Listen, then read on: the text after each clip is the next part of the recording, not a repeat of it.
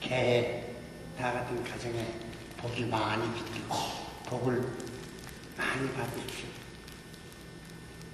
그리고 금년에도 항상 부처님이 자백하는 우리들 가정에 만끽하셔서 항상 1년 내내 웃음이 자라지 않는 가정이 되도록 부탁을 드리고 개회사를 마치겠습니다. 감사합니다. 일심이 상청정하면 처처의 연화계리라.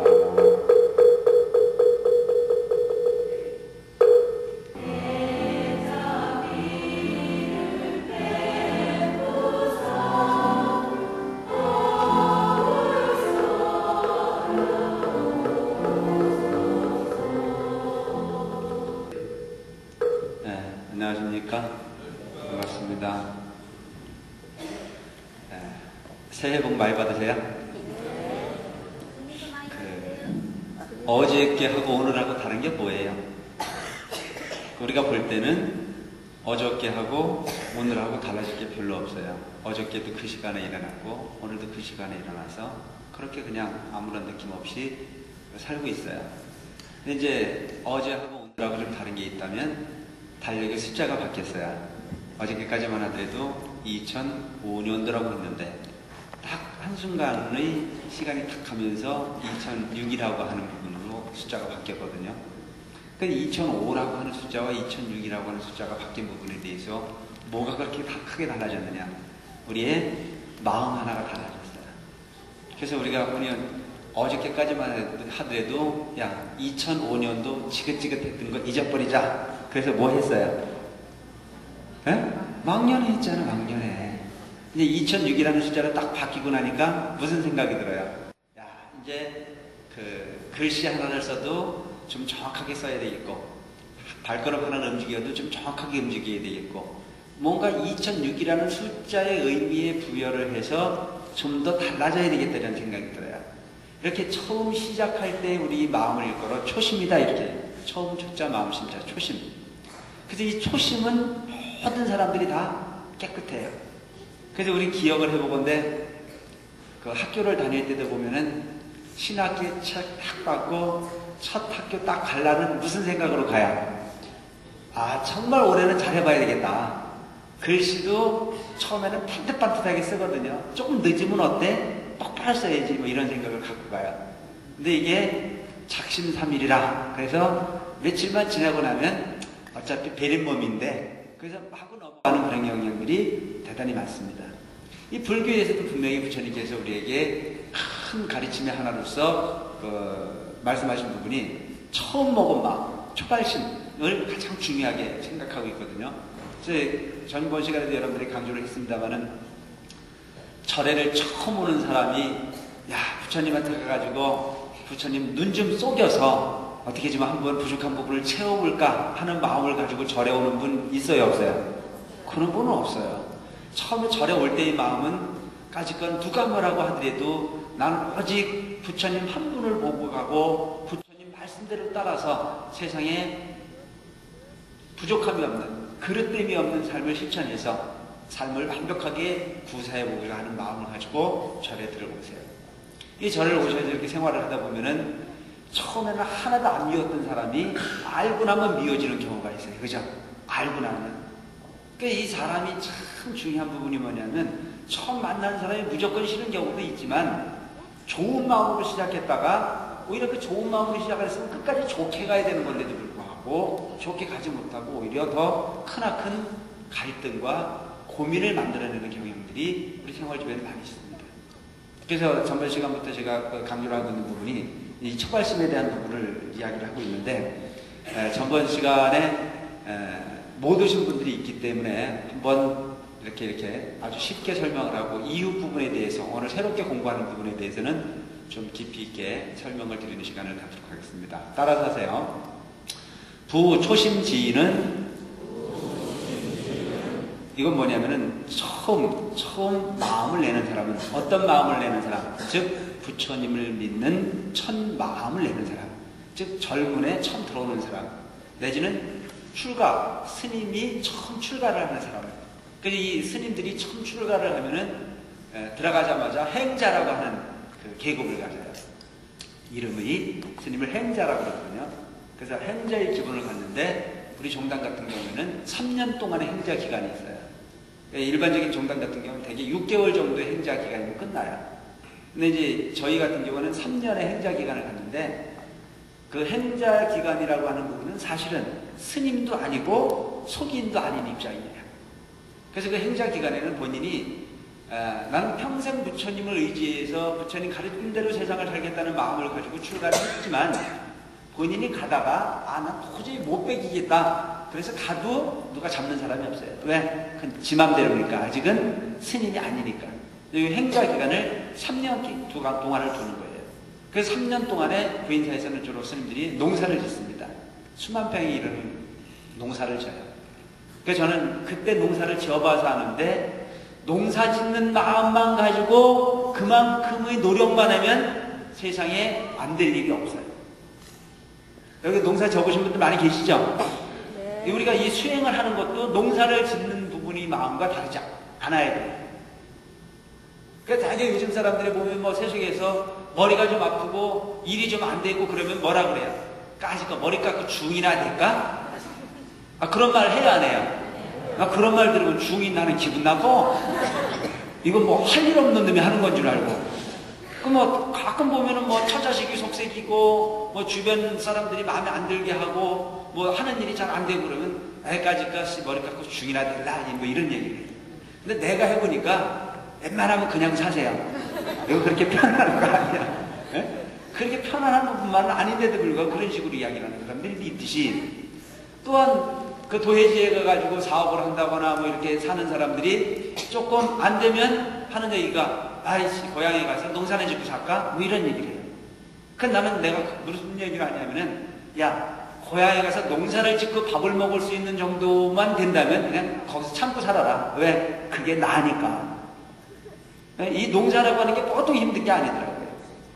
그 옛날에 한번 이렇게 생각을 해보면은 우리 지금 어린이들도 많이 있는데 옛날에 우리 그 어른들이 부모님들이 공부를 하라고 그래. 공부를 하라고.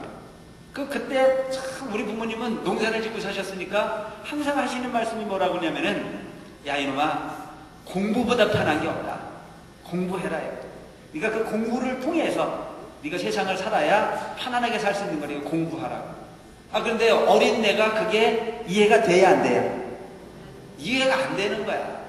여러분 제일 중요한 부분이 뭐냐면 아이들에게 뭔가를 자꾸 이야기를 해서 그냥 무조건 믿게 하려고 하지 말고 세뇌시키려고 하지 말고 교육을 시켜야 되는데 그 교육이라는 자체는 말로 쌓는 교육보다는 현장 교육이 중요한 거예요. 현장 교육. 많이 데리고 다녀야 돼요.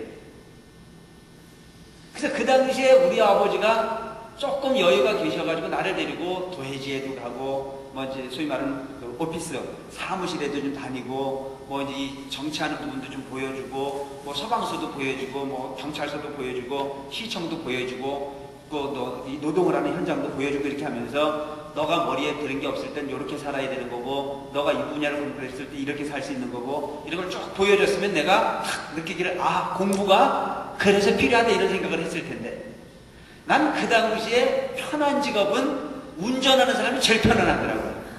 내가 보니까 우리 아버지는 농사밖에 질 줄 모르는데 어떤 사람은 보니까 그 트럭에다가 짐을 싣고 꼼짝도 안 하고 그냥 이것만 하고 있으니까 다니더라고. 그래서 내가 그때 꿈이 뭐였느냐면 난 운전사였어. 그때 꿈이 보는 게 없으니까. 그러니까 왜 공부를 해야 되는지 이해가 안 되는 거예요.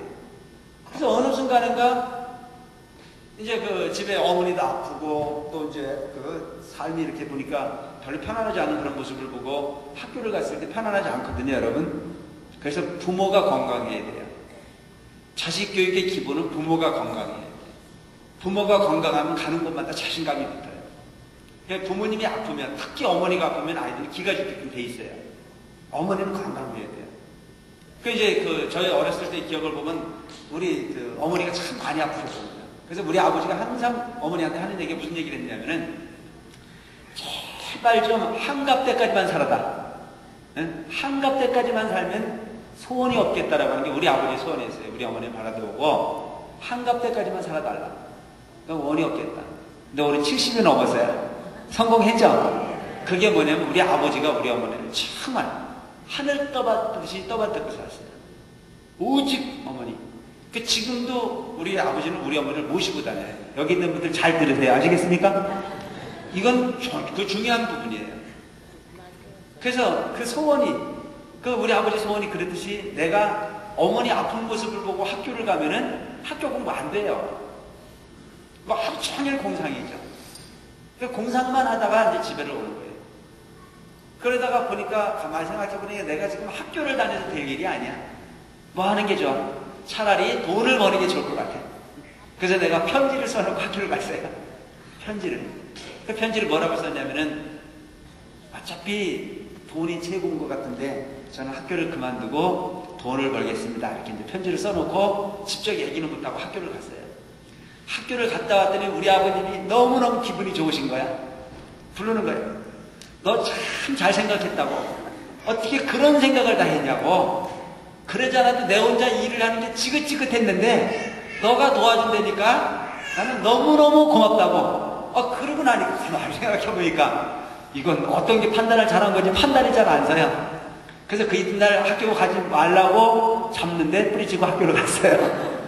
그래서 이제 기본적인 어떤 그런 인간이 살 수 있는 그런 덕목의 룰은 이렇게 가지고 삽니다만은 중요한 부분이 바로 일하는 모습을 보고 그게 쉬운 인생이라고 생각했으면 그렇지 않았을 건데 그게 너무나 고통스럽고 힘들었거든요. 그러면서도 농사가 뭔지를 깊이 있게 생각을 못 했었어요. 출가를 해서 출가를 해서 한 3년 정도의 그 행자 기간을 통해서 보니까 우리 부모님이 나를 기르기까지는 너무너무 큰 고통 속에서 기른 거다라고 지금 생각이 들어지기 시작하더라고요. 그래서 여러분 효도를 받고 싶어요? 자식 고생을 좀 시키세요. 요즘 보면은 내가 볼 때 자식을 기르는 것 자체가 무슨 신주단지를 위하듯이 그렇게 기르는 부분은 결코 그 아이의 인생에 크게 도움이 되지 않습니다. 때로는 힘든 부분을 경험하게 하는 부분은 대단히 중요해요. 그래서 여러분 남자들이 군대 갔다 오면 생각이 달라진다고 그러죠? 달라져요. 분명히 달라질 수 있어요. 그래서 어려서의 경험이라고 하는 부분 훗날 큰 경험이 되듯이 스님들이 출가를 해서 3년의 행자 기간을 어떻게 보내느냐에 따라서 그 스님의 인격이 달라지더라고요. 분명히 이야기할 수 있는 부분이. 그 행자 기간을 힘들게 보낸 사람들은 평생 스님으로서 변하지 않는 마음으로 잘 가요. 근데 행자 기간을 너무 편안하게 보낸 사람들은 보면 스님이 기본이 뭔지도 모르고 그냥 그렇게 세월만 보내는 그런 경향들이 대단히 많이 있습니다. 그래서 여러분 이 수행이라는 자체는 농사를 짓는 마음으로 해야 된다. 농사와 무관하지 않아요. 그래서 여러분 요즘도 보면은 농사 짓는 게 옛날보다는 좀 편안해졌는데 옛날에 우리가 농사를 짓는 방법은 좀 다 뭐였어요? 인력이었습니다. 힘으로 하지 않으면 안 되는 그런 고통으로서 일관했던 게 농사였었어요. 요즘도 저는 생각한데 그 시골에서 사는 분들 그 누구보다도 힘든 삶을 영위할 수밖에 없는 게 농사라고 생각합니다. 그래서 초심지는 처음 마음을 내는 사람, 즉 불교의 기위를 위해서 부처님 마음으로 살고자 하는 마음을 가진 사람은 따라하세요. 수월리 아구하고 모름지기 악한 것을 멀리 여의고. 여러분 친구를 새기는 데 있어서 착한 친구를 가까이 해야 돼요? 악한 친구를 가까이 해야 돼요? 친한 친구를 가까이 해요. 착한 친구를 가까이 해야 돼요. 근데 어딜 가서든지 마찬가지예요. 친구를 사귀는 게 대단히 중요해요. 그 절에 와가지고도 보면 틈만 나면 이제 먼저 온 신도들이 처음 온 신도에게 잘 가르쳐줘야 되거든요. 근데 보면 알고 못하면서 가르치는 사람이 있어요. 무조건 지가 오래됐다고 아는 척하고 하는 경우가 있어요. 차라리 모르면 스님한테 안내를 해주거나 보다 훌륭한 사람에게 안내를 해주면 오히려 잘 가르침을 받을 텐데 저도 모르면서 아는 척을 하고 싶은 거야. 이게 대단히 심각한 부분에 문제가 생겨요. 여러분 꼭 그럴 때 보면 남 좋은 얘기하는 사람만 보면 그 사람은 나쁜 사람이 좋은 사람이야. 착한 사람이 악한 사람이야. 그 사람 착한 사람이야. 내가 좋은 거 가르쳐 주는 거예요. 입만 벌리면 남 흉만 보는 사람은 나쁜 사람이야, 악한 사람이야? 악한 사람이지 뭐. 나쁜 사람이나 악한 사람이나. 그게 옳지 않은 사람이라고. 그래서 여러분들이 딱 볼 때 착한 사람과 악한 사람을 구분하는 건 가르쳐 주지도 않아도 알아요. 근데 누구하고 더 빨리 친할 수 있느냐면 남 흉보는 사람하고 훨씬 더 친해질 수 있는 가능성을 높이 갖고 있는 게 우리야. 백지의 그림을 그리기가 훨씬 쉬워요. 깨끗한 마음일수록 더욱더 조심해야 된다는 얘기예요. 그래서 듣는다라고 하는 부분은 대단히 중요하거든요, 여러분. 어저께 텔레비전을 보니까 4살 먹이 어린아이가 우리 아이가 이렇게 달라졌어요 하는 프로그램을 내가 봤어요. 나 그거 보면 너무 재미있는데 보니까 4살 가기 아이가 틈만 나면 욕을 하더라고요. 보셨어요? 본 분이죠? 그걸 보면서 잘생겼대. 날 닮아서 그런지 잘생겼더라고 애가. 근데 그 잘생긴 아이가 입만 벌리면 욕이야. 입만 벌리면. 근데 그 욕을 그 아이가 처음부터 어머니 배 바깥에 나오면서부터 욕을 배웠느냐? 아니에요. 그 아이의 환경이 그렇게 됐었어요. 그 아이의 환경이. 왜? 아버지 직장 가시고 어머니 가게 나가고 아이 할머니하고 있는데 이 할머니는 아이가 무조건 이쁘니까 제어 능력이 없는 거야. 그리고 그 아이는 할머니하고 아이하고 그 괴리가 얼마나 크겠어요. 너무나 큰 괴리가 있어요.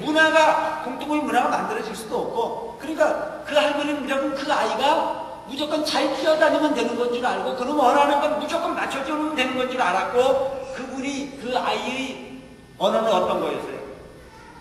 욕을 하면 통하니까 무조건 욕만 배우기 시작을 했어요. 무조건 안 되면 욕으로 가는 부분이었어요. 그렇게 하다 보니까 그 아이는 나중에는 완전히 애가 퍽한 아이가 됐어요. 그래서 그 부모도 도저히 말릴 수 없는 아이가 됐어요.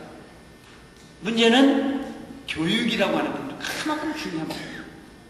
욕이나 환경이라고 하는 부분이 아주 열악한 곳에 자꾸 노출되어 있으면 그곳에 가장 쉽게 물들어갈 수밖에 없는 부분이 우리 인간이라는 거죠.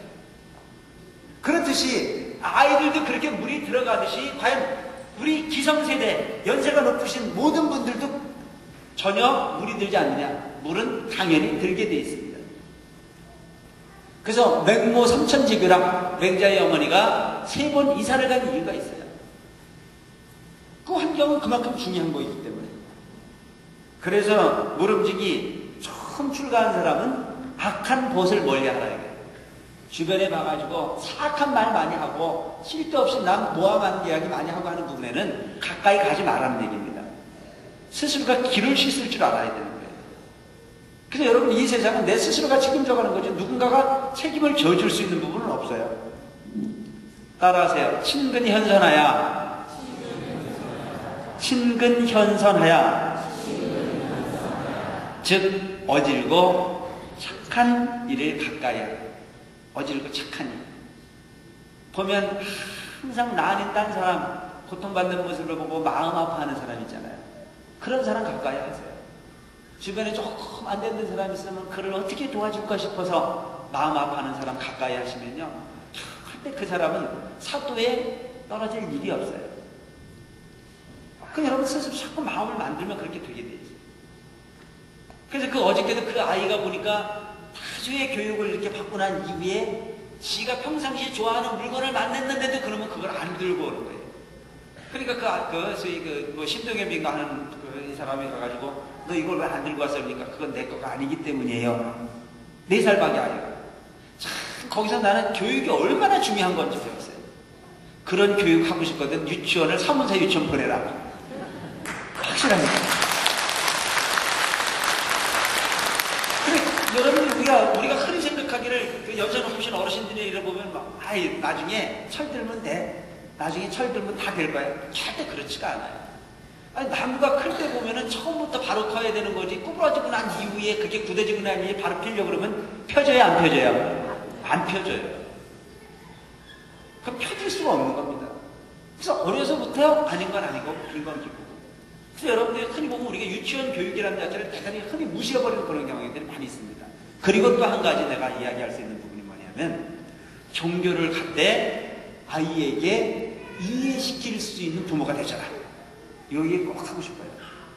아이와 공감대를 형성할 수 있는 종교를 가져라. 그 되게 우리 부모님들이 보면은 자식을 위해서 기도는 참 열심히 해주세요.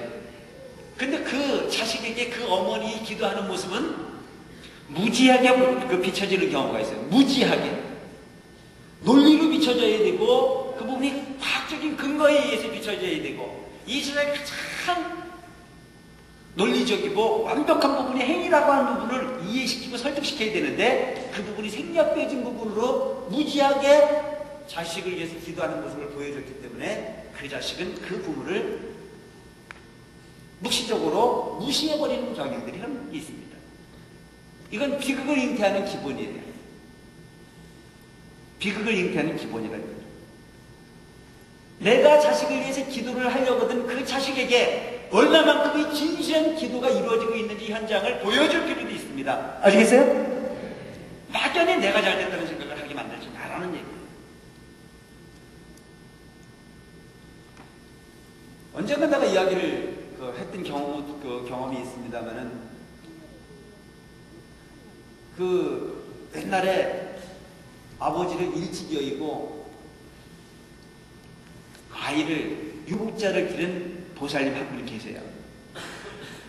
그분이 시장에서 난전에서 물건을 팔아서 자식을 길렀어요. 홀어머니가. 유복자는 어떤 게 유복자예요? 아이를 뱃속에 두고 남편을 여인 분을, 그래서 아이를 낳은 분을 유복자라고 하죠. 참 옛날에는 우리 어머니들이 그 수절을 하고 사는 분을 가장 큰 자기 인물하고 생각하고 살았어요. 숙명처럼 받아들여 살았거든요. 그래서 그 유복자를 길러가지고 그 유복자가 공부를 잘했어요. 그래서 국가에 꽤 유명한 공무원이 됐어요.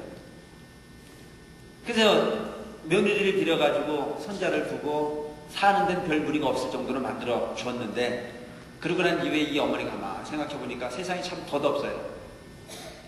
그래도 그 자식을 그만큼 성공을 시키고 했었던 유일한 희망처가 있었다면, 의지처가 있었다면 부처님이셨어요. 그래서 구인사를 다니면서 항상 그렇게 기도를 했고, 그와 같은 결과에 의해서 자식을 성공을 시켰는데, 이분이 노후에 생각을 했던 게 뭐냐면, 세상은 참 덧없는 거다. 이렇게 덧없는 인생이라면 차라리 부처님 전에 기도나 하고 살겠다라고 하는 마음을 가지고 항상 구인사 가서 기도를 하셨어요. 그러니까 여름에 한 달, 겨울에 한 달, 안거를 빼놓지 않고 다니시는 분이었어요. 그 어느 날, 어느 해에 한 달 안거를 들어갔는데, 이 친구들이 이제 그 집에를 찾아왔을 거 아니에요. 그래서 찾아와서 며느리한테 물은 거야. 당신 어머니 어디 갔냐? 구인사 휴가 가셨어요. 구인사, 뜨거운 뼈아플 때 여름이니까 구인사 휴가 갔다 이렇게 얘기를 한 거예요. 그 이제 시어머니가 구인사에서 한 달 주간을 하고 집에를 가서 보니까 그 친구를 만났겠죠. 그 친구를 만났는데 친구가 하는 얘기가 당신 구인사에 기도하러 갔다 왔다면서 이렇게 얘기를 하면 아무런 생각이 없었을 텐데, 이 말이 그만큼 중요한 거예요. 친구를 만난 친구가 하는 얘기가 당신 구인사에 휴가 갔다면서 이렇게 얘기를 한 거예요. 그러니까 휴가를 간 거하고 기도를 간 거하고는 그 느낌이 달라요, 같아요? 다른 거잖아요. 그러니까 누가 그래? 이렇게 물은 거예요. 그러니까 하는 얘기가 당신 자부가 그러는데, 당신 며느리가 그러는데 당신 부인세에 휴가 갔다 그러대.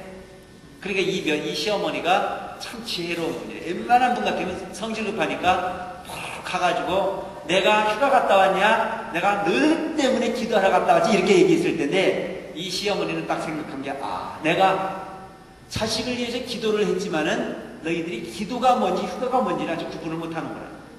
우리가 일상적으로 생각하는 불교, 그러면은 절에 가면은 주어진 시간에 잠자고, 주어진 시간에 밥 먹고, 주어진 시간에 산책하고, 뭐 예불 정도 하고, 이게 대개가 절에서 보내는 일상이라고 생각을 하잖아요. 그러니까 그 며느리 생각도 그럴 수밖에 없는 거예요. 자기가 경험하지 못한 공간이니까. 그래서 이 시어머니가 고민을 해서 생각한 게 뭐냐면은, 이 아이들을 내가 기도하는 모습을 한번 보여줘야 되겠다는 생각이 드는 거예요. 근데 그 자식들에게 기도하는 모습을 보여주려고 했을 때 그게 보여주기 쉽지가 않잖아요. 아무런 소원이 없는 사람에게 얘야 내가 절에를 가니까 너도 절에 가자 그러면 따라와야 안 따라와야? 따라와, 안 따라와? 안 따라오지. 등 따시고 배고픈데 왜 따라오겠어? 그래서 나는 지금도 옛날에 내가 처음 유치원을 만들 때 내가 행성의 유치원을 처음 만들었는데 그때는 의욕적이었어요. 유치원을 만들어 놓고 어머니들이 오시면 그 어머니들에게 참된 교육, 행복한 삶 이걸 강의를 해주려고 내 나름대로 연구를 해가지고 어머니들 모이세요 그러니까 전부 다 입 내밀고 안 오는 거야. 그 당시엔 나는 경험이 없었던 거죠. 그 내가 속으로 생각했던 게 참 깝깝하다. 내 얘기 들으면 정말 행복할 텐데 내 얘기 들으면 남편하고의 관계도 편안할 수 있을 거고 부모의 관계에도 상당히 편안한 방법들이 나올 수 있을 거고 또한 자식의 관계에서도 바르게 키워갈 수 있는 삶의 방법이 분명히 있을 텐데 왜 내가 하는 얘기가 안 믿길까 이런 생각을 했거든요. 근데 지금 생각해보니까 그게 이해가 되는 거야. 그 나이에 애 낳아가지고 이제 7살까지 유치원 보내서 가장 떼쏟아질 나이에 속 터질 때 있겠어. 고민할 일이 있겠어. 그런 사람들 데리고 앉아가지고 인생을 잃어가라 그러면 믿어 안 믿어? 웃기는 소리 하고 앉았네. 그러니까 안 맥히는 거예요. 근데 지금 그 당시에 유치원 다녔던 부모들이요 지금 틈만 나면 전화 와요. 틈만 나면 전화 와가지고 남편 속색이고요 형제지간에 문제 생기고요 뭐 여러 가지 부분을 상담하는 그런 경우들이 많아요. 그래서 그 이후에 내가 절대 오래 소리 안 하고 왜? 지 맘대로 하라 그래. 때 되면 올 거니까. 때 되면 스스로가 원해서 와야 된다. 그러니까 이 시어머니도 상당히 지혜로운 거예요. 그러니까 그냥 기도하러 가서는 안 올 것 같으니까 머리를 쓰신 거예요. 그 머리를 쓴 게 뭘 썼냐면은 효를 자극한 거예요. 효를. 그러니까 여러분 효의 기본은 내 부모가 돈이 많다고 하면 그건 효가 아니야. 내 부모가 너무 완벽한 삶을 구사할 수 있는 능력을 가진 부모다 그랬을 때 진실한 효는 거기서 안 나타나요. 거기서 뭐가 나타나? 거기서 나타날 수 있는 부분은 비굴하게 울고 내려고 하는 복종만 있을 뿐이에요. 그래서 부모가 돈이 많은 듯이 하면 서로 손자 새끼 데리고 다니는데 그거는 뭐 하러 오는 거예요? 뭐 하러? 재산 알리러 오는 거야. 뜯으러 오는 거지 그건 아니에요. 정말 진정한 효가 생기려면은 내 부모의 부족한 부분을 보고도 그 부분이 안쓰러워서 모시고 싶은 마음이 있을 때 그게 진정한 효가 될 수 있는 거예요. 그래서 이 어머니가 생각을 딱 한 게 뭐냐면은 내가 구인사의 기도를 하다 가기 전에 이 아이들한테 부탁을 하나 해야 되겠다. 그래서 이제 아들 며느리를 불러놓고 점잖게 이야기를 하는 거예요. 뭐라고 이야기를 하는 거예요? 얘야 이제 우리가 그래도 참 가난하게 어렵게 살았는데 이제는 먹고 살 만큼 됐으니까 내가 이제 애기다. 그리고 딱 시작을 하는 거예요. 우리 어머니들이 자식을 불러 이야기를 할 때는요 목소리가 너무 크게 하면은 기운이 있는 것 같아가지고 잘 안 도와줘요. 목소리를 쫙 깔아야 돼요. 쫙 힘을 빼가지고 타지막한 목소리로 이야기를 해야 돼요. 이 시어머니가 딱 얘기를 하는 거예요. 뭐라고 얘기를 하냐면은 내가 그동안 수년을 너희들 잘되기 위한 마음으로 구인사를 수년을 다녔다. 내가 구인사 가서 이렇게 한 달 주간을 하다 보면 너무나 부러운 부분이 많은데 그 중에 제일 큰 부러움이라는 자체는 자식들이 부모님 기도하는 순간에 떡사발이라도 싸갖고 와서 손자와 자식이 와서 그 떡 하나씩 이렇게 주변 사람 나눠줄 때 보면 너무너무 그게 부럽더라. 난 소녀를 얻어먹기만 했는데 혹여 올겨울에 너희들이 시간이 된다면 한 번쯤 내가 빚을 갚을 겸 해서 너희들이 와줬으면 좋겠는데 어떻게 생각하느냐. 아들이 그 얘기를 들어보니까 가슴이 아파요 안 아파요? 가슴이 아픈 거야. 여러분 자식 나쁘다고 그러지 마세요. 우리 부모님들이 효도 받을 수 있는 방법을 모르는 분들이 너무 많아요. 방법만 잘 연구를 하면요 얼마든지 이 세상에 모든 자식들의 마음은 부모에게 잘하고 싶은 마음이 분명히 있습니다. 있습니까 없습니까? 부모한테 잘하고 싶어요. 잘하고 싶은데 잘할 수 있는 것만큼만 원하면 되는데 그 이상을 원하니까 문제인 거야. 내 아이는 죽어도 1등을 원하면 돼 안 돼? 뭘 원해야 돼? 2등? 등수가 문제가 아니고 뭐라고 희망을 줘야 돼 그 아이에게. 공부는 못해도 관계가 없다. 착하게만 잘해달라고 하면 돼요. 공부가 뭐 그래 중요한 거냐. 너가 정직하면 되는 거야.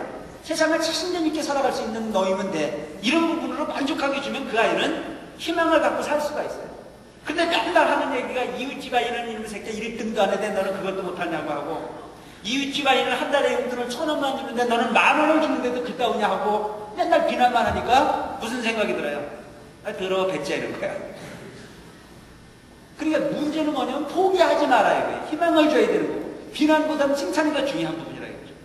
그 어머니 같은 경우에도 거기서 성질급하게 딱 나타나가지고 내가 너를 어떻게 길렀는데 이놈의 새끼들아, 내가 부인 잡아서 그동안 그만큼 기도를 하는 동안에 딱 한 번을 써갖고 온 일 있느냐, 안보전을 한 번 한 일 있느냐, 막 비난을 하면은 그 엄마 생각, 그 아들 생각은 어땠겠어요?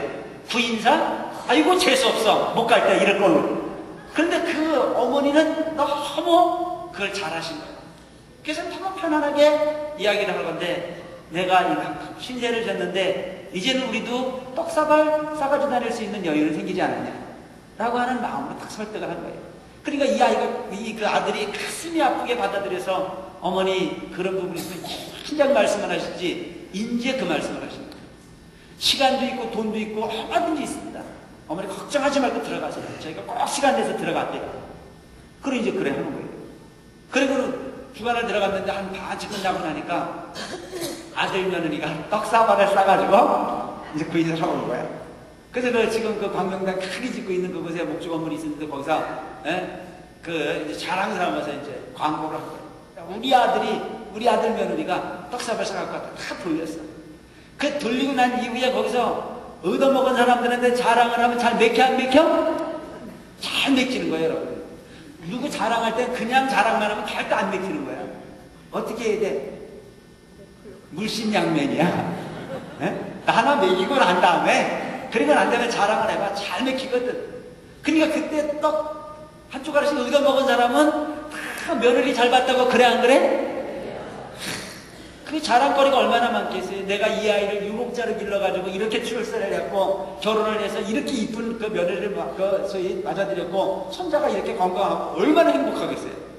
그러니까 행복은 들춰내면 한도 끝도 없는 행복이 되는 거야. 아시겠어요? 거리는 들춰내야 되는 거야, 행복은. 그 부분을 찾고 나보다 훨씬 더 잘된 사람과 비교를 해서 나를 찾고 그 낮은 곳으로 나 좀 끌어내리려고 하지 말고 보다 활기찬 부분을, 희망찬 부분을 끌어내면 할 얘기가 많은 거예요. 그렇게 하고 난 이후에 보니까 이 어머니도 기분이 좋아지고 아들도 기분이 좋아지고 며느리도 기분이 참 좋아졌어요. 그 이 시어머니가 이제 딱 머리를 쓴 게 거기다가 이제 한마디 하는데 뭐라고 그러냐면 나는 이제 죽어도 여한이 없다. 그럼 그 아들 생각은 너무너무 행복할 거 아니에요, 그죠? 내가 내 어머니에게 별거 아닌 것으로서 이렇게 행복하게 해드렸다. 여러분, 사람이 인정받는 것보다 더 행복한 거 없어요. 그래서 그 인정받는 순간에는 더 하고 싶은 생각이 있거든요. 탁 클라이막스를 채워놓고 난 이후에 이제 죽어도 여한이 없다. 딱 한 가지 더 있다면 오늘 저녁에 딱 하나만 나하고 같이 있었다고. 누구한테? 며느리한테. 자, 아들은 남자 기도실로 보내놓고 며느리를 옆에 끼고 하루 전에 기도를 이제 하려고 딱 마음을 먹은 거예요. 그동안 칭찬을 잔뜩 들은 이 며느리가 도망갈 수 있어 없어? 못 가지. 왜? 칭찬 얻어먹은 게 있는데 못 가는 거예요. 그러니까 그냥 오늘 저녁에 딱 하루 저녁만 내 곁에 기도 안 해주니까 내 곁에 있어달라고 그러니까 이 며느리가 빠져나갈 수가 없는 거예요. 그 곁에서 하루 저녁 관세음보살 부르는데 여기서 관세음보살 부르는 것도 장난이 아니지만 구인사에 가서 한 달 주간을 해서 관세음보살 부르는 건 이건 보통 쉽지 않은 부분이에요. 참 쉽지 않은 부분이거든요. 뭐 초저녁 10시에 앉으면 새벽 4시까지 꼼짝도 안 하고 다 관세음보살 불러 가야 되는 데가 구인사니까. 그래서 뭐 졸거나 그러면 와서 두드려 깨워주지 뭐 이렇게 하니까. 그 이제 거기서 관세음보살을 불러서 하루 저녁을 배기는데 너무너무 힘들었을 거예요. 시어머니는 당연한 부분이지만 수십 년을 한 부분이니까 당연한 부분이지만 그 젊은 며느리의 입장에서 얼마나 힘들었겠어요. 그래서 일어났다 누웠다 일어났다 그렇게 해서 그 시간이 여러분 해보셔서 알지만 기도가 잘 될 때는 서너 시간 가는 게 한순간이지만 기도가 안 될 때는 밤새도록 한 것 같은데 눈 떠보면 얼마나 갔어요? 3분 갔어. 3분. 요게 마음이야 여러분. 거기에서 인생을 알아야 돼요. 우리 기도하는 부분에서 여러분 그냥 기도라는 자체가 단순히 소원을 이루기 위한 하나의 행위다 이렇게 보지 말고 거기에 모든 우리 인생의 진리가 거기 탁 들어앉았어요. 그걸 어떻게 느껴내느냐가 중요한 거죠. 그래서 어느 때 딱 앉아보면 초저녁에 앉았는데 새벽 4시가 언제 됐는지 아쉬운 거예요. 일어나기가 싫은 거예요. 기도 끝났다고 그러는데 일어나기 싫은 거예요. 이게 뭐야? 삼매의 기초예요. 불교에서 항상 우리가 삼매 그러는데 삼매의 기초가 우리 생활 주변에서 기도하는 중에 나타나요. 또 어떨 때는 정말 밤을 새운 것 같아. 이제는 정말 된 것 같아가지고 눈 탁 떠서 시계 보면 시작해서 3분밖에 안 갔는데도 그 시간은 하루 저녁을 보내고도 더 긴 시간으로 느껴지는 경향들이 충분히 있어요. 이게 모든 부분이 뭐예요? 일체 유심주라 마음이라는 게 그만큼 중요한 부분이에요. 그래서 이 며느리에게 밤새도록 같이 있게끔 딱 경험을 시키고 나니까 그 이튿날 아침에 이 며느리가 일어나서 시어머니에게 뭐라고 했는지 알아요? 엎드려 절을 하면서 어머니 제가 너무 잘못했습니다. 우리 집이 잘 되는 것은 우리 집이 그동안 별 무리가 없이 잘 되는 것은 그냥 우리가 잘해서 잘 되는 줄 알았는데 어머니가 이렇게 보이지 않는 곳에서 열심히 기도한 염력에 의해서인지를 인지 알았습니다. 이 힘든 노력을 이젠 어머니에게만 맡기지 않고 함께 하겠습니다 하고 해서 지금 틈만 나면 며느리가 되겠다. 그럼 우리에게는 여러분 화합으로서 행복할 수 있는 방법이 가능성도 우리에게는 있는 거고 그 부분이 부딪혀서 갈등으로서의 삶을 충분히 가능성을 가지고 있었는데도 불구하고 수행을 하고 기도를 해서 마음을 잘 지혜롭게 굴리면 현실을 무한히 괴롭게 끌고 갈 수 있는 부분이 가능성을 모두가 화합해서 행복하게 끌어갈 수 있는 방법도 우리에게 있다고 하는 겁니다. 이게 부처님이 우리에게 가르치고자 했던 지혜였던 거예요. 지옥은 어디이며 정토는 어디이겠나 생각해보세요. 즉 지옥이라고 하는 부분은 우매한 중생이 사는 세계예요. 나 만화를 잘못 써서 갈등으로서 상대방을 비난하고 갈등으로서 괴로움을 연출해내는 것을 걸어서 지옥이라고 이야기하는 거고 똑같은 환경과 조건이지만 상대방을 기분 좋게 설득하고 기분 좋게 끌어안아서 이해시킬 수 있는 방향으로 끌고 간다면 그것이 일컬어 정토가 될 수 있다고 하는 겁니다. 먼 곳에서 찾으려 하지 말아요. 내 마음 가운데서 찾으라 이거예요. 요즘에 흔히 서양의 이론에 익숙해져 있는 사람들은 불교가 종교이냐라고 의문을 제기하는 사람들이 많이 있어요. 그들이 생각하고 있는 사고와 우리가 생각하고 있는 종교의 개념의 차이가 너무 크다는 얘기예요. 종교는 모름지기 괴로움을 여의일 수 있는 부분이 바로 종교예요. 괴로움을 여의어 행복을 얻어갈 수 있는 방법론을 구하는 게 바로 종교의 핵심이에요. 그렇지만 그런 부분에 있어서 가만히 본다면 그 괴로움을 여의어 행복을 얻을 수 있는 가장 기본적인 부분은 다 어디에 있습니까? 내 마음에 있다. 그래서 여러분들이 친근현선하여 착한 친구를 가까이 알아요. 주변의 부모를 착한 부모를 만나서 설득력 있는 부모를 만나면 자식도 설득력 있는 자식이 될 수 있는 거예요. 그 자기 보면 부모가 애가 아주 사악하게 성질 급하게 길러놓고 난 다음에는 뭐라 그래요? 저게 누구한테서 낳길래 저 짓을 하냐? 지가 나놓고도. 에? 아니 본인이 나놓고도 누굴 닮아서 그래요. 누굴 닮아서. 꼭 상대방에게 책임을 전가하고 싶어하는 분들이 꽤 있더라고요. 사문사 말고 딴 데. 수 5개 10개 등하야. 즉 기회를 받되 5개 내지는 10개를 받으라 이거예요. 계를 지키라는 얘기예요. 근데 여러분 사실은 보면 여러분들이 5개도 지키기가 어려워요. 그죠? 얼마나 어렵습니까? 그 5개의 첫째가 뭐냐면 불살생, 살아있는 목숨을 죽이지 마라. 둘째 불망어, 거짓말을 하지 마라. 셋째 불투도, 도둑질을 하지 마라. 넷째 불싸움, 음행을 하지 마라. 다섯째 불음주, 즉 술을 먹지 마라. 이렇게 되어 있어요.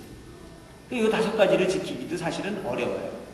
근데 이 계에 대해서도 그냥 글자 그대로다가 그 이해를 하려면 좀 어려운데 불살생계를 지켜라.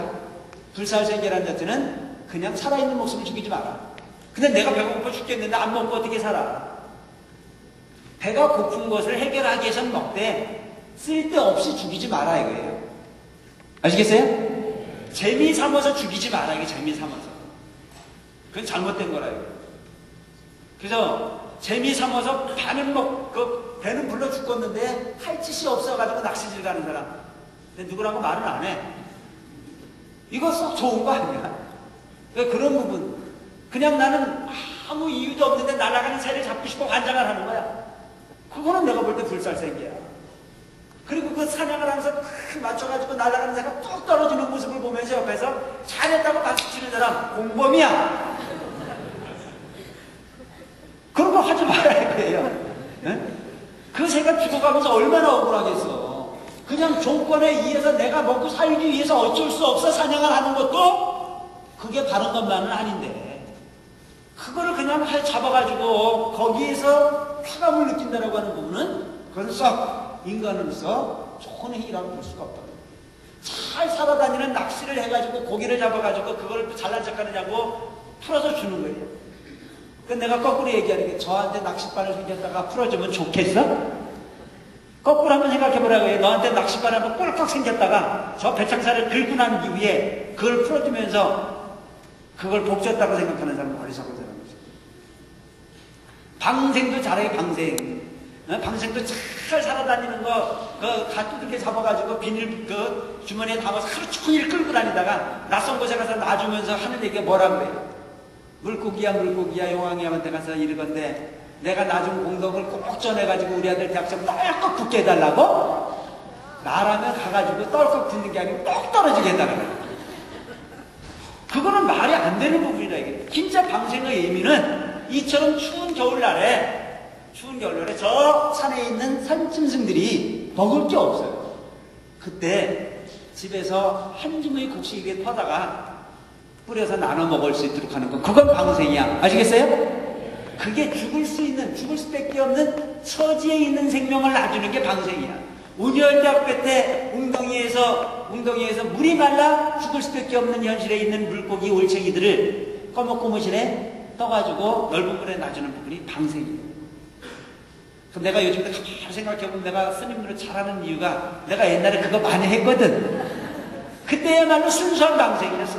그때야말로.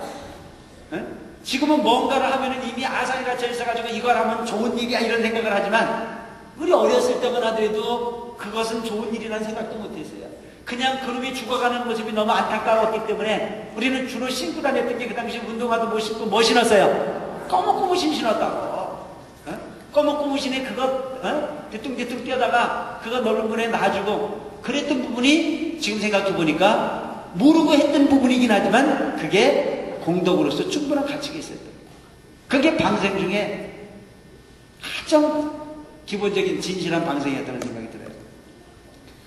그 다음에 거짓말을 하지 말라는데, 거짓말 이거 안 하고 못 사는 거예요.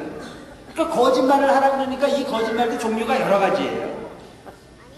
사냥꾼이 사냥을 하는, 내가 막 노루를 쫓아 사냥꾼이 가다가 사냥꾼이 내 앞에 싹 지나갔거든요. 그 사냥꾼이 와서 물어요. 야, 지금 노루가 뛰었는데 어디로 뛰었냐? 근데 내가 보니까 그 노루를 살려주고 싶어요. 그래서 노루가 간 방이 아닌 반대 방향으로 가르쳐줬어요. 그러면 그게 업이 될까요, 안 될까요? 그건 거짓말일까요, 아닐까요? 그거는 방생이야, 그게. 그게 방생이야. 근데 또 내가 도둑님이 도둑질을 해가지고 들고 뛰는데 경찰관이 와가지고 어디로 뛰었어? 그러니까 저쪽 말고 저쪽으로 뛰었어. 그럼 그건 거짓말이 아니에요. 그건 도둑님하고 공범이야. 참 이게 복잡한 거 해라. 그러니까 세상은 어떻게 해야 돼? 알아야 돼. 뭘로? 도둑놈인지 아닌지. 이런 부분을 잘 알고 가야 된단 말이죠. 잘못 움직이면 모든 부분들이 업이 될 수 있는 부분이기 때문에 불교에서는 제일 중요한 게 어리석음이다. 모르는 것보다 더 큰 죄는 없어요. 모르면 죄를 짓게 돼 있어요. 그래서 불교에서 탐진치 삼독 중에서 가장 큰 죄는 어리석음이다. 어리석음. 그 다음에 도둑질을 하지 마라. 이건 안 해도 얘기하는 거고, 음행을 하지 마라. 이 부분도 안 해도 되는 부분이고, 다섯 번째가 술을 먹지 마라. 술을 먹지 말라니까 아예 술을 먹지 말라는 게 아니야. 술 먹고 정신 잃지 마라. 술 먹고 지정신 아니게 움직이는 건 먹지 마라 이거예요. 술을 먹되 그걸 통해서 일을 행복하게 하고, 술을 한 잔 먹고 평상시에 못했던 좋은 얘기를 아니 칭찬으로 쌓일 수 있는 사람은 먹어도 돼. 내가 술 먹는 사람과 못 먹는 사람 지금 내가 구분해 주는 거예요. 술을 먹으면 기분이 좋아져가지고 칭찬하고 아내를 칭찬하고 그냥 주변에 있는 사람들 칭찬하고 이런 마음만 갖고 먹는 사람은 얼마든지 먹어도 돼. 근데 술만 먹으면 거품 무는 놈이 있어. 그건 먹으면 안 돼. 술만 먹으면 살림 깨는 사람들이 있거든. 내가 누구라고 말은 안 해. 근데 그거는 대단히 위험천만한 일이에요. 그래서 이 술은 소인의 음식이 아니고 대인의 음식이에요. 대인의 음식. 큰 스님들이 먹는 음식이에요. 근데 요즘엔 보면 별 사람이 다 먹어. 제어할 수 있는 만큼 먹어. 내 술을 먹으면 먹을수록 기억이 살아있을 수 있도록 가야 돼요. 기억이 마비가 되는 형태로 먹는 부분은 잘못된 거예요. 선지 지범개차하라. 즉 따라서 선지 지범개차하라. 이건 무슨 얘기냐면 때로는 가지고 범하고 열고 막고 하는 부분을 잘 알아서 실천을 하라. 들을 걸 들어야 되는데 엉뚱한 방법은 듣고 앉았고 하지 말아야 될 것만 골라서 하고 가지 말아야 될 때만 골라서 가고 뭐 이런 부분을 하는 경우가 많이 있어요. 그 절에 오시더라도 해야 할 일은 해야 되는 거예요. 뭐 법당에 와서 청소할 일 있으면 마땅히 하라 이거예요. 그런데 나는 처음 왔으니까 몰라 이렇게 생각하지 말고 주인이 되라 이거예요. 해야 할 일이고 하지 말아야 돼요. 그래서 그와 같은 가지고 범하고 열고 막음을 잘 알아서 실천을 해라. 단의 금구 성언연정 따라서 단의 금구 성언연정 다만 부처님의 말씀만 의지해서 들으라 해요. 금구 성언연정 금구 부처님의 말씀을 우리가 금구라고 얘기합니다. 그래서 부처님 말씀을 왜 금구라고 얘기했냐면 부처님은 우리가 금으로 표현을 했어요. 왜? 변하지 않는 말씀이니까. 이걸 꼭 기억하세요, 여러분들. 금구성언. 다시 금구성언. 내 말이 너무 어렵나? 금구성언. 이건 뭐냐면 부처님 말씀이라는 얘기예요. 부처님 말씀. 금구는 부처님이 금이에요. 금. 왜 금이야? 변하지 않는 분이니까. 부처님 것은 의지하지 말아요. 그 부처님 말씀은 변하지 않는 말씀이에요. 뭐가 변하지 않느냐? 부처님이 말씀이 바로 법을 이야기하고 삼수변에 갈 거자 법. 봄이 오고 여름이 오고 가을이 가는 게 즉 겨울이 오는 게 이게 금구성언의 말씀이에요. 있는 그대로의 사실.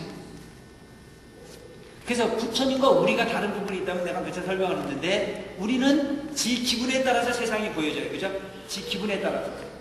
지가 기분이 좋을 때는 웬만한 상대의 잘못한 부분이 다 용서가 됩니까? 안 됩니까?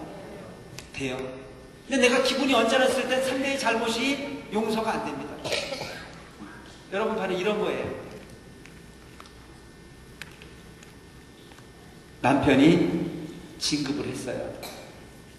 남편이 진급만 한 게 아니고 내 선물을 사갖고 왔어요.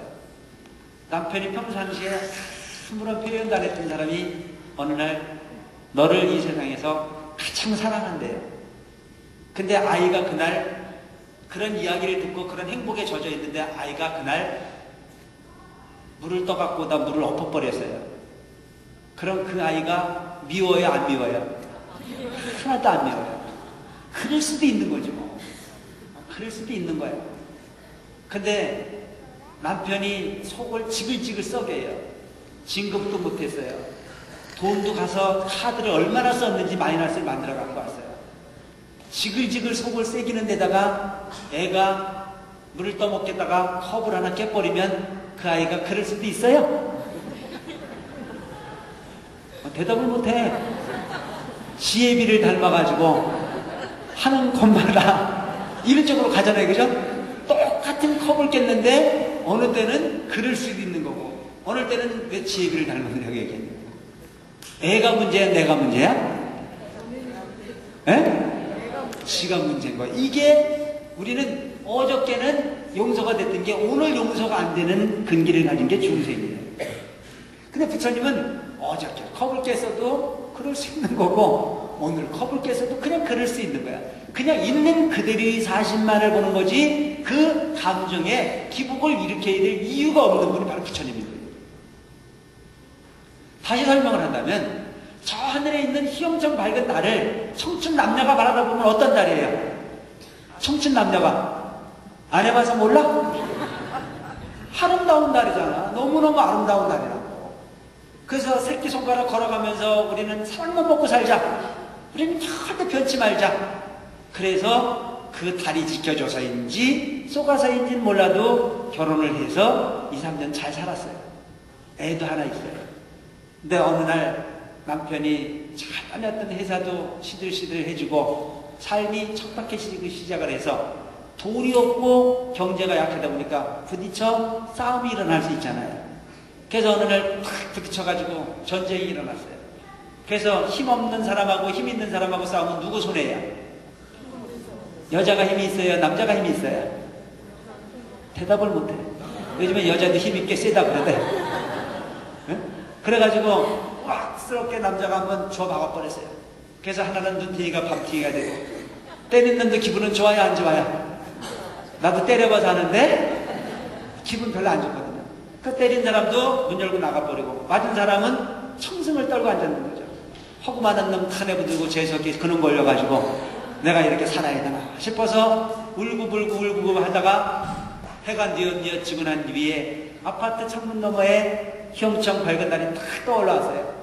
그 달 쳐다보고 느낌이 어때요? 그 달 쳐다보고 저렇게 밝은 달. 그런 느낌이 들 거 아니에요, 그죠? 그 달 쳐다보고 기분 좋은 사람 있어요? 그 달을 쳐다보는 사람에 따라 다른 거예요. 그래서 그와 같은 갈두구리에서 달을 쳐다보고 나면은 참 원망스러운 달이에요.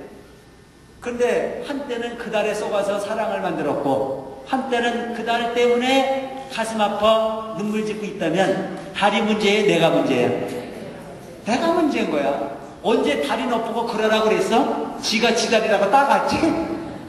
그러니까 문제는 달은 항상 달로만 볼 수 있는 부분이 부처님 마음이요 중생의 마음을 항상 이랬다 저랬다 의미를 지가 갖다 부여하고 앉아가지고 항상 구름 느끼게 하고 또한 청정하게 만들기도 하는 그 장난을 우리 스스로 하고 있어요. 그래서 우리 마음은 말이라는 자체가 죽을 듯하지만 부처님 말씀은 항상 열하다. 그래서 열애라는 자체가 있는 그대의 사실만을 받아들일 수 있는 마음을 가지신 분이 바로 부처님입니다. 너무 길게 하는 거예요 지금?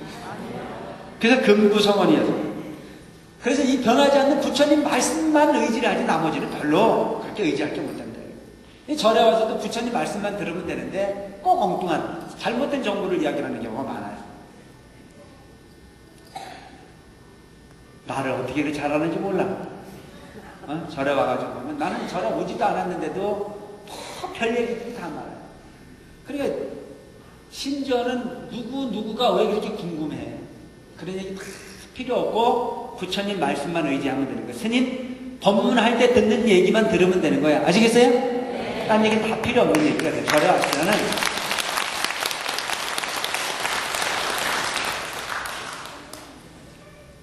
막순 유용 망설이여라. 즉 용렬한 물이 망령된 말을 따르지 마라.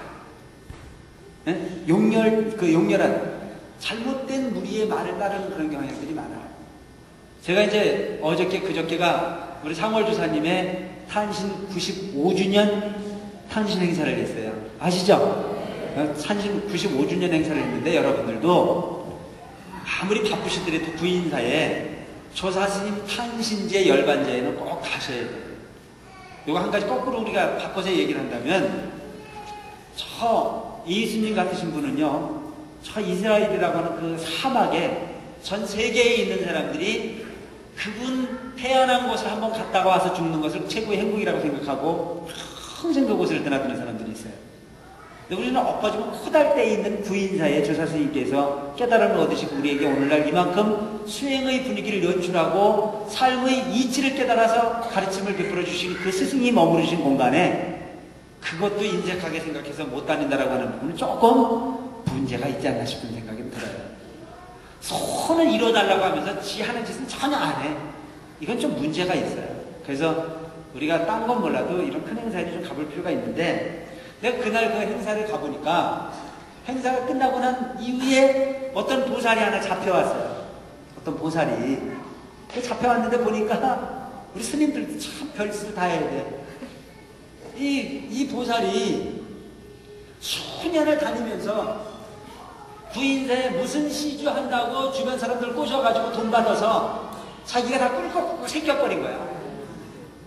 그 죄를 다 어떻게 받을 건지 나는 이해가 안 되는 부분이긴 하지만, 근데 그 부분에 속은 사람들은 어떤 사람들이에요? 그러니까 지금 이야기하듯이 막쓴 용유망설이하다. 그 잘못된 무리들의 삿된 얘기를 듣고 잘못된 정보를 따라갔기 때문에 내가 분명히 부처님전에 시주를 한 게 누구한테 갔어?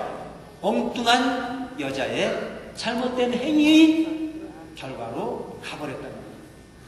그 여러분 함부로 이야기를 따라다니지 말아야 돼요. 전통적인. 그래서 반드시 절에 시주를 하거나 해도 요즘은 옛날하고 달리 뭐가 돼 있어요? 컴퓨터가 잘 돼 있잖아요. 딱 입력해서 영수증만 딱 가지라 해요. 그 문제 생길 일 하나도 없어. 누구 의심할 필요도 없는 거야. 아시겠어요? 정확하게 움직이고 갈 수 있는 부분인데도 잘못된 낭령된 무리들. 그러니까 이게 지금 너무 절이라고 하는 부분이 보면 신도도 많고 막 풍요로우니까 뭐 그런 잘못된 행위에 딱 끌리들려 다니는 경향들이 많이 있어요. 또 어떤 사람들을 보면은 하는 얘기가, 나는 옛날에 조사 스님 계실 때부터 부인사를 다녔기 때문에 조사 스님이 뭘 하라 그랬어. 그런 거짓말은 없다니까. 그건 절대 있을 수도 없는 얘기야. 왜? 나 같은 중대부도 저한테 왜 시끄럽 껐어? 그게 말이 안 되는 거잖아요. 그죠? 절에 오면 분명히 스님이 있어요, 없어요? 스님이 있어요. 또 스님을 대변할 수 있는 간부님들이 있어요, 없어요? 거기 있단 말이에요. 그러니까 그런 부분의 무리가 아닌 부분을 따라가지 말아야 돼요. 그럼 용렬한 무리가 될 수밖에 없는 거니까.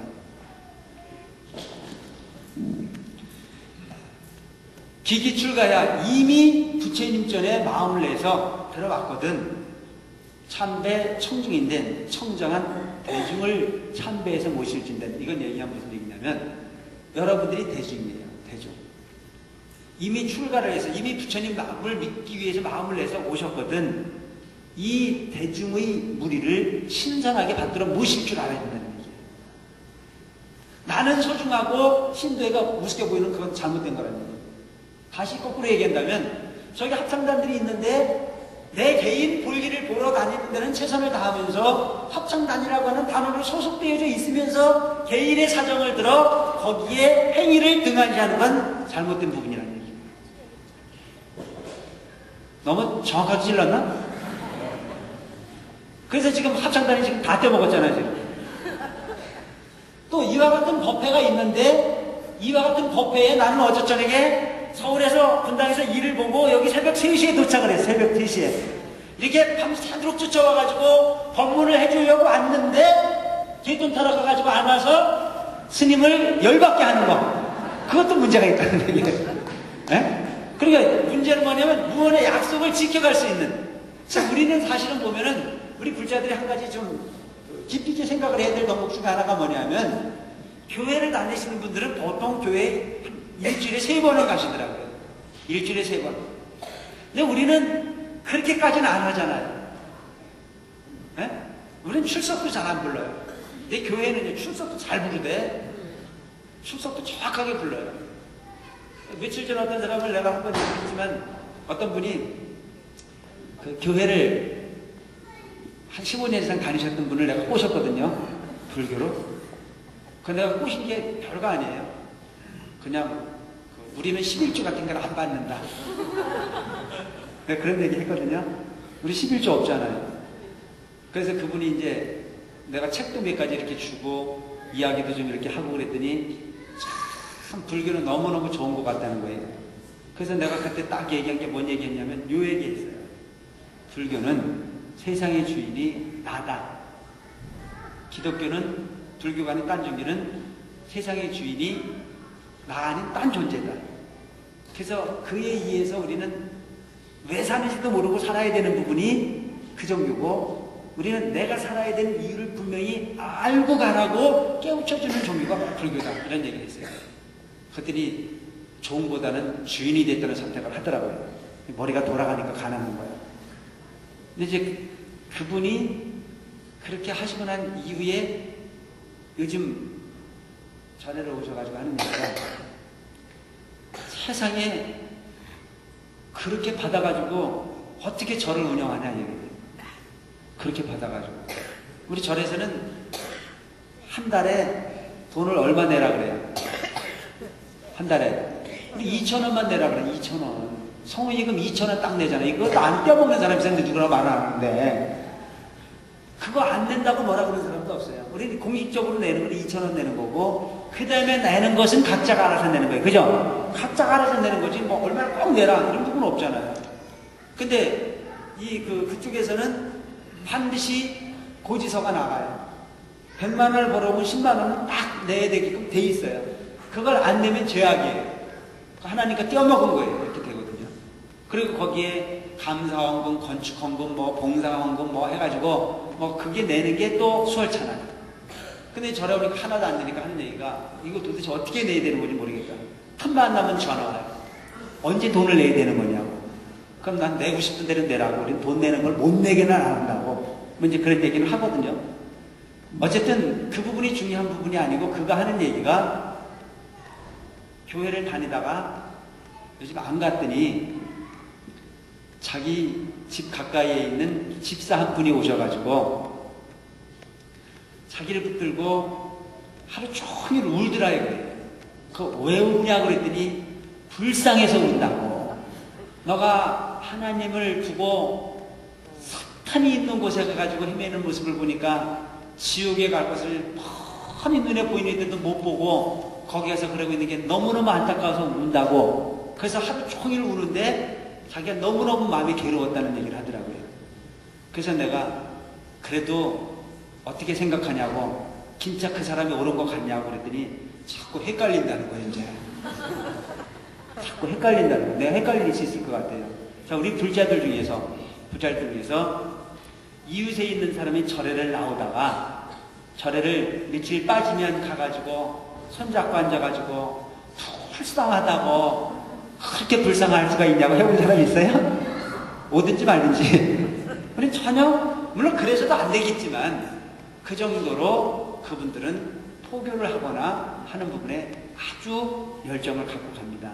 근데 우리들도 딴 건 몰라도 이웃에 있는 사람이 절에를 오는지 안 오는지는 반드시 알아야 되고, 또 불자라 그러면 이름 있는 날 법회만큼은 한 달에 한두 번 정도 있는 법회만큼은 꼭 들으려고 애쓰는 정성이 필요하지 않나. 그것은 바로 참배청중인데 이미 함께 했던 그런 단체에 최선을 다하는 부분이 결과를 가져올 수 있는 부분이라고 생각합니다. 상념 유하 선순 연장, 즉 항상 부드럽고 착하고 순함을 생각해서 말할지언정, 즉 화합하는 데 근본을 두고 가라. 화합하는 데. 절에 오셔서도 화합이 안 되면 아무런 가치가 없는 거예요. 부득 아만 공고이여다, 즉 실어금 아만을 바쳐 나를 높이지 말아요. 내 자존심을 세우기 시작하면 절에를 못 하는 거예요. 예를 들어서 이런 거거든요. 집에서는 남자분들이 주로 대접을 받아요. 그죠? 응? 남자분들이. 근데 절에를 오셔가지고도 남자분들이 대접을 받긴 받아요. 그죠? 요즘 우리 사문사 같은 경우는 아주 특별한 거예요. 남자들이 절에를 가는 것은 참 희귀한 일들이었어요. 근데 우리 사문사는 그래도 어느 정도 남자분들이 많이 좀 와주고 계세요. 근데 그분들이 왜 절에를 못 오느냐고 그랬더니 뭐라고 얘기를 하냐면 그 여자들만 많은 데 가가지고 어떻게 하냐고 뭐 이런 얘기를 하는 분들이 많이 있어요. 부처님 믿는데 남자 여자가 어디 있어요? 남자인 나도 출가도 하는데 뭐가 남자들 여자들만 있어? 스님도 남자인데. 그리고 이미 그 부분은 아만이 차 있다는 얘기. 아만이 내가 남자인데 어떻게 너희들하고 같이 놀아, 이런 식의 생각을 하는 거예요. 그래, 여러분들 절에 올 때는 절대 아만을 떼어놓고 오라 이거예요. 아만, 난 이만큼 잘난 사람인데, 난 이만큼 대접받는 사람인데, 이걸 떼어놓고 와야 되는 거예요. 그래서 여러분 출가를 하면은 나이가 달라져요. 구인의 스님들 보면 세속 나이 갖고는 절대 나이를 쳐주질 않아요. 여러분 가끔 헷갈릴 거예요. 여기 이제 이 사문사에서도 와보면 스님보다도 나이가 많은 사람이 여기 왔는데도 새파란 나한테 절절절절 매는 경우가 있어요, 없어요? 아, 있어, 없어? 있잖아요. 그게 뭐냐면 세속의 나이는 나보다 많으신데 출가의 나이는 나보다 어리신 거야, 그분이. 응? 그분은 세속에서 나이는 나보다 훨씬 높으세요. 근데 출가한 나이는 나만 못해. 그러니까 나한테 내가 나이가 더 많은 거야. 출가의 나이. 근데 여러분들도 진짜 와도 불교에서는 나이를 쳐주지 않는다는 거죠. 그 마음을 얼마만큼 닦느냐라고 하는 게 중요한 거고, 세속의 출세는 저하고 아무런 관계가 없다는 얘기거든요. 그래서 아만 내가 잘났다고 해서 나를 받들어 쳐 올리다 보면 그 사람이 괴로운 사람인 거예요. 여러분 그 세속에서도 보면 너무 이렇게 그 높게만 사셨던 분들은요 평민으로 돌아가기가 어려워요. 그걸 잘해야 돼요. 그래서 아만을 채우면 그만큼 괴로움이 커지게 돼 있습니다. 세상에 좋은 사람이 어떤 사람들이에요? 모두와 어우러질 수 있는 사람이 좋은 사람이잖아요. 모두와 어우러질 수 있는 사람. 조건을 탓하지 않고 어우러질 수 있는 사람이 행복한 사람이에요.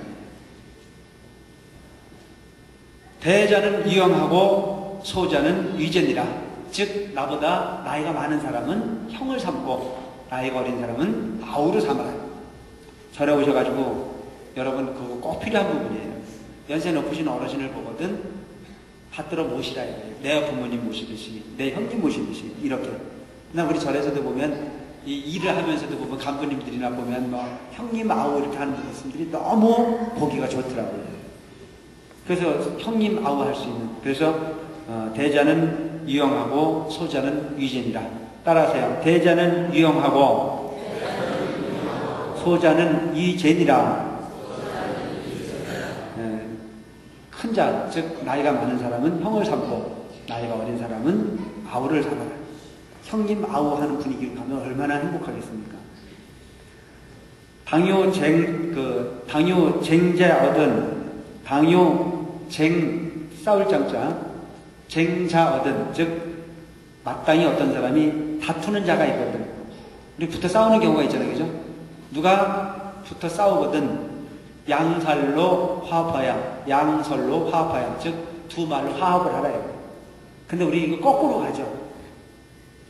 어떤 사람이 싸우고 있으면 거기에 너무 고생해갖고 보고 있거나 그 사람이 또 떨어져 있으면 이쪽에 와가지고는 저쪽에 가서 저놈이 너 요렇게 나쁘더라 그렇게 얘기를 하고 이쪽에 와가지고는 저놈이 그러는데 넌 요렇게 나쁘더라 그래가지고 머리털이 빠지게 만드는 사람이 있어요.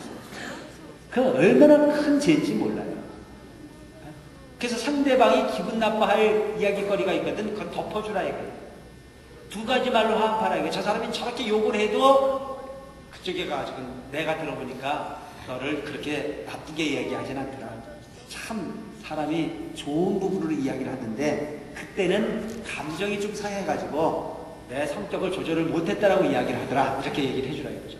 저쪽에 가서 또한 이야기를 전달할 때 내가 저쪽에 가서 얘기를 들어보니까 저쪽도 역시 너처럼 나쁜 생각은 아니더라. 너무너무 너를 아끼고 너무너무 이해를 하는데 그것이 조절이 잘못돼서 오해되신 부분에 의해서 그렇게 뭐 갈등이 일어났대더라. 이래 되면은 얼마나 좋습니까? 그래서 양설로 화합을 하라. 근데 내가 우리 사문사에서도 보면요. 참, 별거 아닌 일인데도 불구하고 갈등을 일으키는 경우가 많이 있어요. 전혀 사실과 거리가 먼 이야기들을 막 돌려가지고 사람을 막 속을 뒤집는 그런 경우들이 많이 있어요. 이건 삼가하라. 차라리 갈등이 일어날 일이거든 입을 다물라는 얘기입니다. 아시겠어요? 상대방을 화가 날 일이거든 입을 다물라. 그것이 오히려 큰 공덕이 될 수 있는 부분이죠.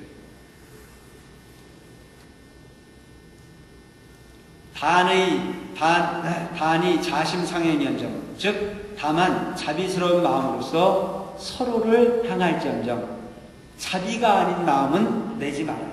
자가 어떤 거예요? 사랑자자, 즉 사랑하는 마음. 어여삐 여길 비자.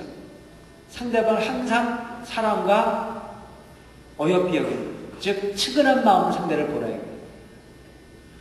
여러분들이 우리가 이렇게 나하고 전혀 관계가 없다고 생각하지 말고 저 사람은 참으로 안 된 사람이 이렇게 보여요. 안 된 사람이다.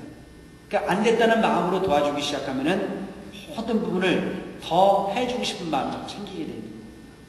남편을 바라다 볼 때도 측은하게 보래요. 안 됐게. 아내를 볼 때도 측은하게 보고, 자식을 볼 때도 어떻게 봐야 돼요?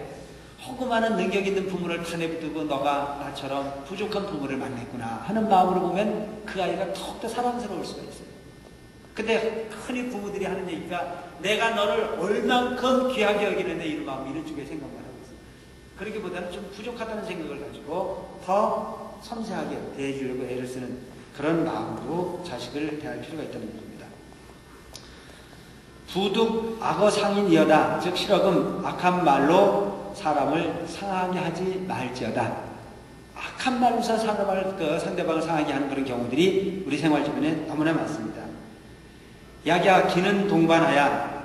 만약 같은 벗을 속이고 없으리 여기면, 부처님 믿으러 온 사람들이 서로 속이고 서로 상대방 무식하다고 헐뜯고, 그래서 득될 게 뭐 있습니까? 그죠? 절에 오는 사람은 모두가 다 어떤 마음이어야 돼요? 잘 되기를 바라는 마음이어야 돼요. 잘 되기를 바라는 마음. 그가 괴롭지 않기를 바라는 마음. 그난 여기 지금 우리 그 사문사에서도 보면은 요즘 이제 정치하거나 이런 분들이 보면 뭐 열린우리당도 있고 뭐 한나라당도 있고 뭐 이런데, 절에 들어와서 그런 거 하지 말아요. 아시겠어요? 열린우리당도 필요 없고 한나라당도 필요 없다 이거. 여기 와서는 부처님 믿는 마음이면 되는 거예요.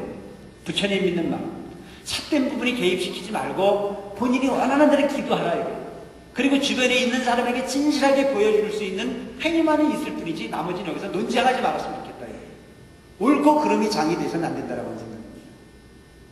그래서 같은 벗이니까 내가 옳다 너가 옳다라고 하는 논쟁 같은 거 하지 말아요. 항상 상대방을 인정해 줄 수 있는 마음을 가지고 살아라. 논설 시비일진된, 즉 옳고 그름을 시비할진된 여차 출가는, 이와 같은 출가는 전무 이익이니라. 이와 같은 전혀 출가는 이익이 없느니라. 즉 여러분들이 절에를 오셨다고 하는 부분은 어떤 이익을 갖기 위함이에요? 사람이 사람답게 살기 위함이잖아요. 근데 이 부처님 진리 도량에 와가지고 내 개인의 이익을 위해서 상대방을 속이거나 상대방을 없이 여기거나 내가 높아지기 위해서 애쓰거나, 그럼 뭐 이런 부분의 출가는 아무런 이익이 없는 출가래. 절에 와서 얻을 수 있는 부분이 없다 이렇게 생각하면 되는 거예요. 절에를 와서 이익을 얻으려거든 어떻게 해야 돼? 아상을 버려야 되고, 상대방을 속이는 마음을 없애야 되고, 상대방을 받들어 모시는 마음을 내야 되고, 상대방을 포용하고 이해하는 마음을 내야 되고, 상대방을 모든 측은지식으로 받아들일 수 있는 마음을 내야 돼. 이게 온전한 출가의 이익인데, 그렇지 않은 부분이 마음을 내는 부분은 즉 전무 이익이니라. 전혀 이익이 없는 부처님이 제자입니다. 이런 얘기입니다. 오늘은 요까지 설명을 하겠습니다. 즉 출가의 의미에 대한 부분의 설명을 여기까지 했고, 다음 시간부터 또 그 이유에 대한 그 설명을 하는데, 여러분 재미있어요? 네. 원래는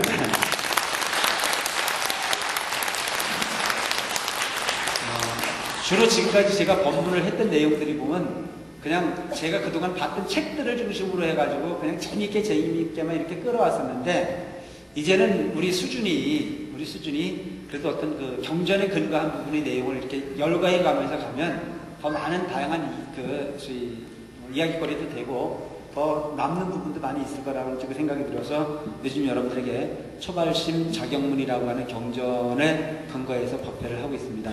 다음 시간에 또 이 부분에 대한 설명을 드리는데, 아마 여러분들이 좀 이 내용을 제대로 이해를 하려거든 빠지지 않고 법회를 계속 좀 참여를 해줘야 한 권을 다 읽고 난 다음에는 그 책의 내용의 중심이 이런 거다라고 하는 부분을 느낄 수 있지 않겠나 생각을 합니다. 오늘 그 양력으로 초하루입니다. 어떤 분이 이제 제가 법회에 대해서 의문을 갖더라고요.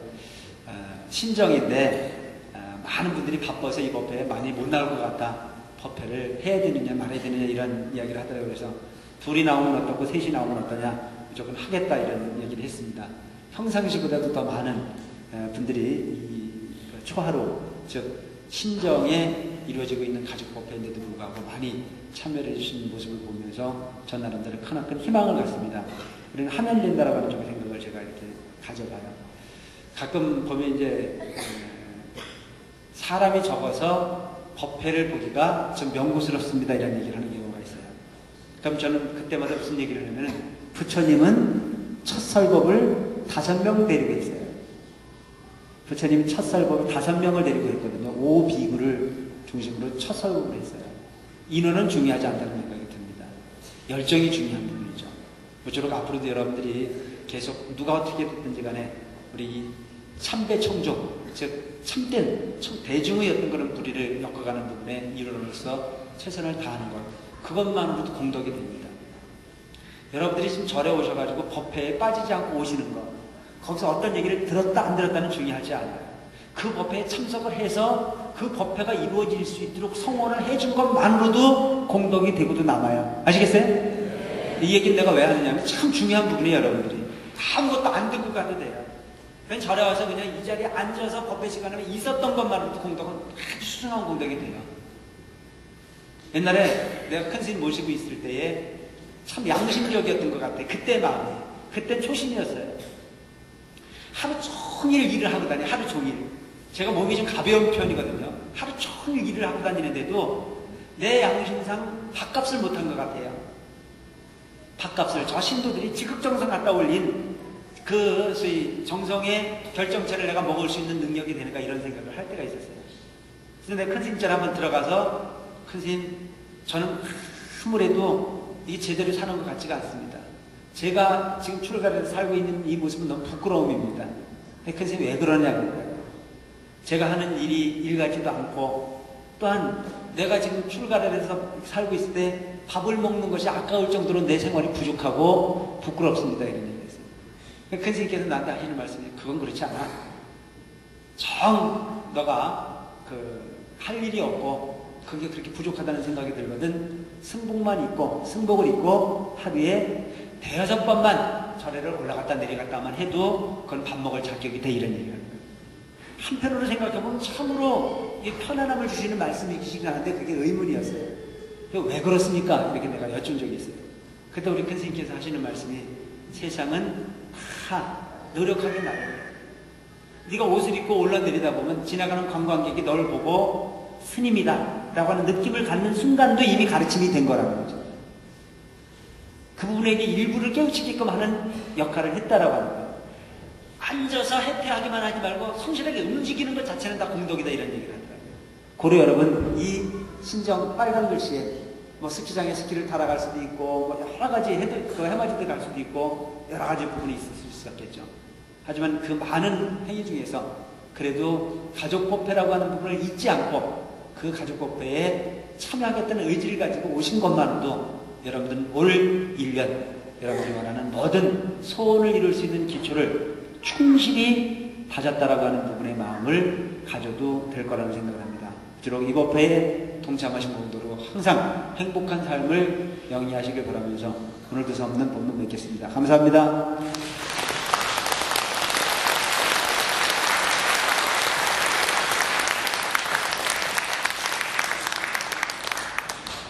오늘 우리 사문사에 처음 나오신 분 계세요? 처음 오신 분? 예. 앞으로 나오세요. 처음 나오신 분은 저희 오기 바랍니다.